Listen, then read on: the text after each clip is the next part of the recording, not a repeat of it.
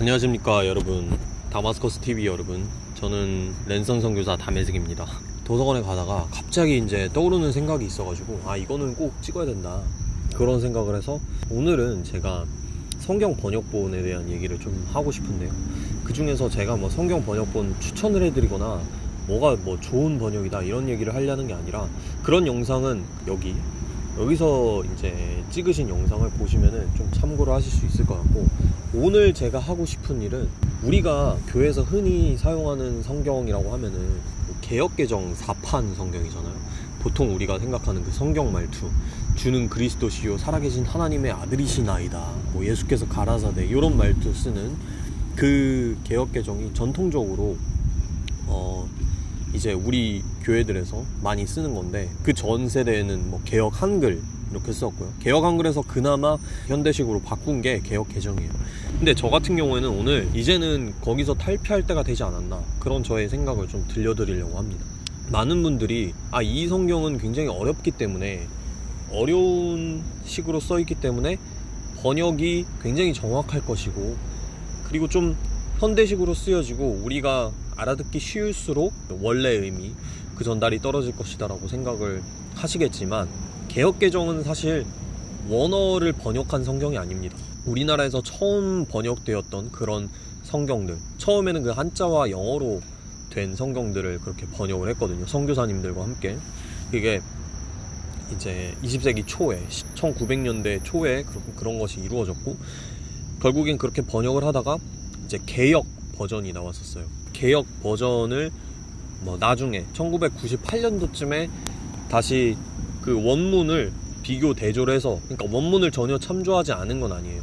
원문을 대조해서 이거는 좀 번역이 잘못된 것 같다 했던 부분들을 수정을 해서 나온 것이 개역개정 버전인데, 일단 기본적으로 전체를 그 원문 히브리어 헬라어로부터 번역한 성경은 아닙니다. 오히려 개역개정 다음으로 그 쓰이는 현대식으로 말을 바꿨다고 하는 그 표준세 번역의 경우에는 원문에서 번역한 성경이에요. 그렇기 때문에 개역개정이 무조건 더 원래 의미에 가까울 것이다, 이런 생각은 약간 고정관념에 가깝다고 볼 수 있습니다. 제가 기사들을 몇 개 봤는데 신학자분들께서 100가지가 넘는 오역이 있다라고 이렇게 발표를 하셨어요. 오역이 아니더라도 뭔가 그 말투의 애매함 때문에 우리가 오해하기 쉬운 구절들이 많이 나와요. 원수의 목전에서 상을 베푸신다라고 했을 때 이 상을 프라이스라고 생각을 해요. 이제 한자어는 뜻이 많이 담기기 때문에 오해를 할 수가 있는데, 이 상은 그 테이블, 그러니까 음식을 얘기하는 거거든요. 이런 프라이스냐 아니면 테이블이냐 했을 때 굉장히 의미가 좀 뉘앙스가 많이 달라집니다. 이런 것들이 굉장히 많고, 또한 치명적인 오해를 할 수 있는 구절 같은 경우에는, 예를 들어서 그 예수님의 비유 중에 이 세대를 무엇으로 비유할꼬, 장터에 그 아이들이 나와서 피리를 부는데 그 다른 아이들이 피리를 불어도 울지 않고 웃지 않고 이렇게 반응을 하지 않는다, 그런 비유를 하시는 경우가 있어요. 근데 대부분의 사람들이 이 부분에 대해서 선지자들과 예수님이, 사도들이 이렇게 복음을 외쳤는데 반응하지 않는 이런 패역한 세대, 이런 식으로 해석을 하는 경우가 많습니다. 왜 그러냐면 여기서 주어가 되게 애매하게 되어 있어요.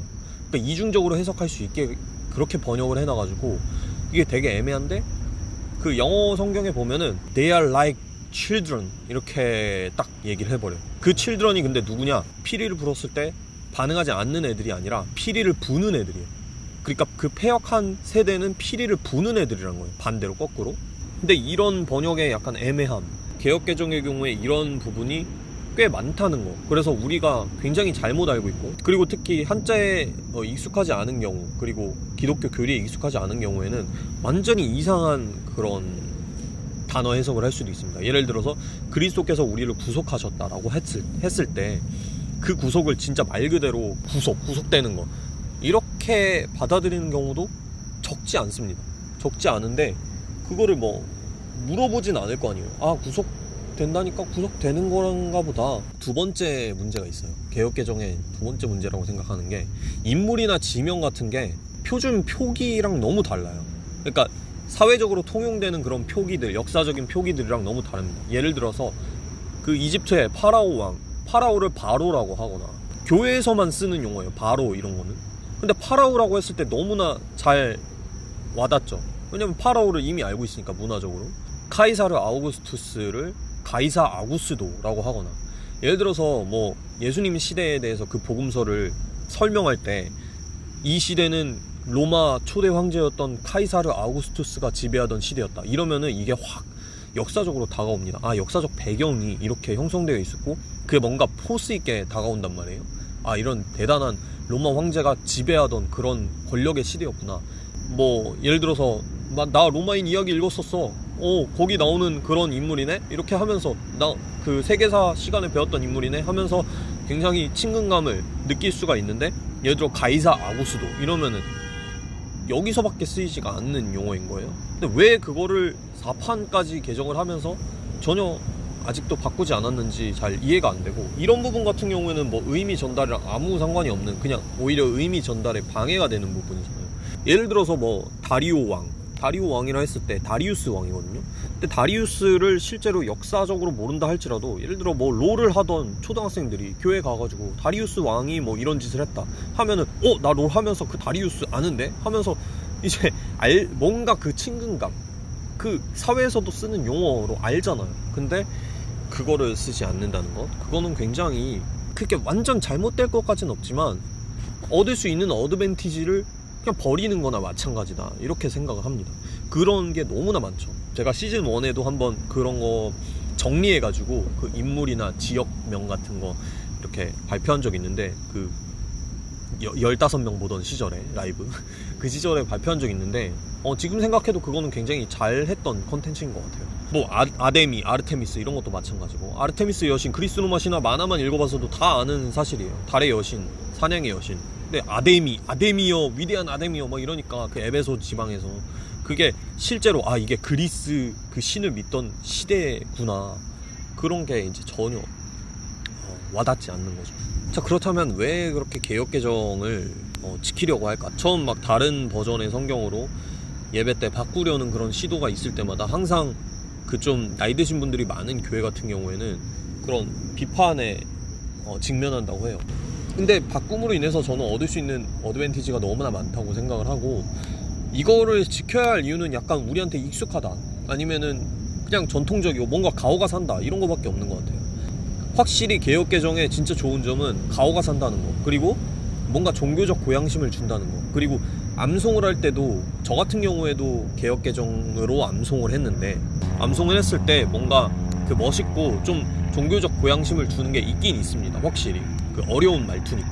하지만 그게 정말 처음에 저자들이 의도했던 거냐라고 했을 때는 아니란 말이에요. 예를 들어서 예수님의 어록을 외운다 라고 했을 때, 예수님이 예를 들어 뭐 들의 백합화를 보라, 공중에 나는 새를 보라, 뭐 이런 얘기를 했을 때, 그런 거는 진짜 배우지 못한 사람들한테도 완전히 잘 이해되도록 전달하려는 의도였는데, 그게 마치 들의 백합화 이런 게 종교적 용어처럼 돼버린단 말이에요. 뭔가 그 신성한 느낌을 주는 그런 비유. 근데 전혀 그런 의도가 아니었던 점에서, 그런 느낌을 받으려는 거는 성경이 먼저 우리에게 주고자 했던 의도에서 넘어선 좀 종교적인 부산물들을 얻으려고 하는 거기 때문에 그런 거는 좀 필요가 없죠. 예를 들어서 뭐 하나님이 세상을 이처럼 사랑하사 독생자를 주셨으니, 독생자란 말을 어디서 씁니까? 독생자란 말은 아무데도 쓰지 않는데 뭔가 멋있단 말이에요.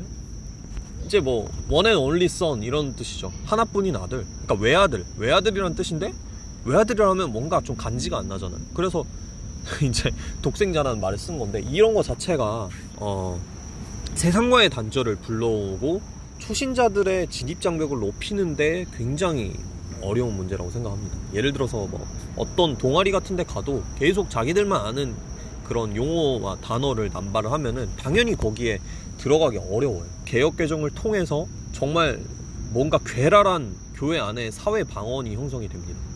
교회 안에서 우리가 뭔가 세상에서 전혀 쓰지 않는 식의 그런 말투, 그리고 기도 말투, 뭐 대표 기도 말투, 뭐 그런 것들이 되게 종교적인 겹겹이 쌓여져 있는, 진짜 본질을 오히려 좀 보지 못하게 만드는, 뭐 보게 도와줄 때도 있지만 그런 종교적 고양심이 무조건 나쁘다는 건 아니에요. 근데 대부분의 경우에는 저는 방해를 한다고 생각을 하고, 그런 것들이 진입장벽 그리고 세상과의 단절을 일으킨다는 점에서 저는 좀 타파되었으면 좋겠다라고 생각을 합니다.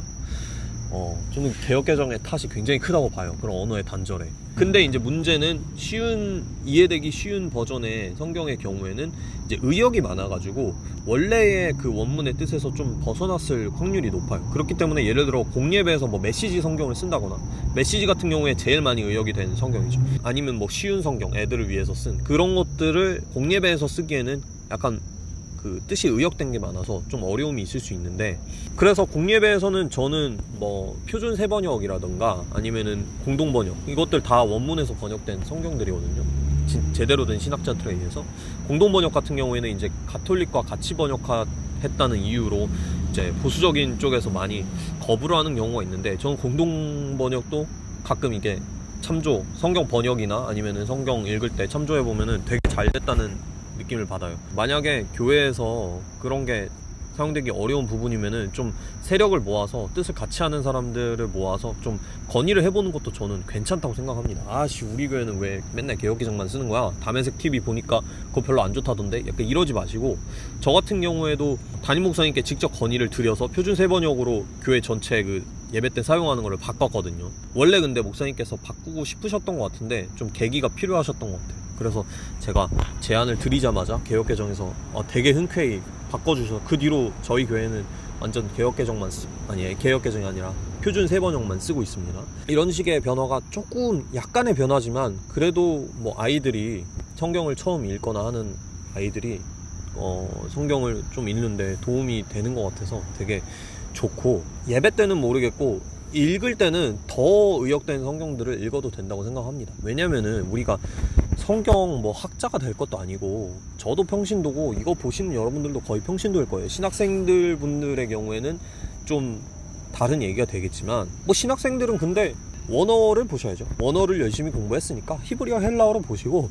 저희 같은 평범한 사람들은 성경의 한 구절 한 구절에 집착하는 게 아니라 전체 스토리 파악과 전체 맥락, 큰 그림 파악이 굉장히 중요하다고 생각을 해요. 저는 몇 번 성경을 통독했냐 이런 것도 굉장히 중요하지 않다고 생각을 하고, 1독은 의미가 있지만 뭐 100독 이런 거는 전혀 의미가 없다고 생각을 하고, 한 번을 읽어도 큰 그림 전체 파악을 해서 잘 읽고 그것을 내 삶으로 가져온 것, 이런 훈련이 필요하다고 생각하는데, 이제 삶으로 가져오더라도 성경의 큰 그림, 큰 줄기를 내 삶에 가져와야지 몇 구절 이렇게 큐티 오늘 본문에 집착해가지고 이거를 오늘 나한테 어떻게 적용시킬 것인가 하면은 되게 억지로 인위적으로 적용하게 되기 때문에 큰 그림이 너무 중요한데, 그 큰 그림 파악에 있어서 개혁개정과 같은 성경으로 통독을 읽어나가는 것은 굉장히 재미도 없고 억지스러운 그런 읽기가 될 수 있다, 그렇게 생각을 합니다. 저 같은 경우에도 첫 통독을 개혁개정으로 했는데, 예를 들어 뭐 레위기 이런 데서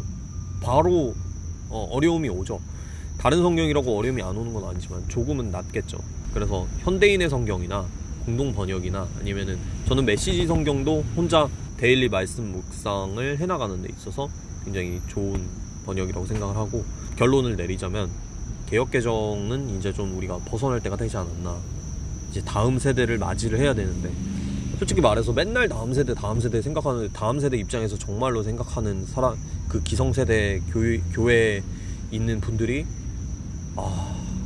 개인적으로는 얼마나 있을지 잘 모르겠어요. 저 같은 경우에도 이제 다음 세대긴 하지만 이제 곧 10년 정도만 지나도 저도 기성세대가 될 사람으로서, 이제 다음 세대를 하면 진짜로 뭐 10대 아니 20대 초반 요런 친구들, 아니면 더 어린 그 주일학교 아이들, 그런 사람들을 생각했을 때 지금 우리의 시대에서, 우리 세대, 우리 20대 30대 우리 세대에서 이것을 좀 끊어서 정말 신앙 지키기가 점점 어려워지는 시대가 올 텐데, 그런 시대에 성경이라도 좀 더 이해할 수 있고 편하게 읽을 수 있도록 바꿔나가고, 공예배 때 쓰이는 성경을 좀 바꿀 수 있으면 참 좋을 것 같습니다. 오늘도 봐주신 여러분들 감사합니다.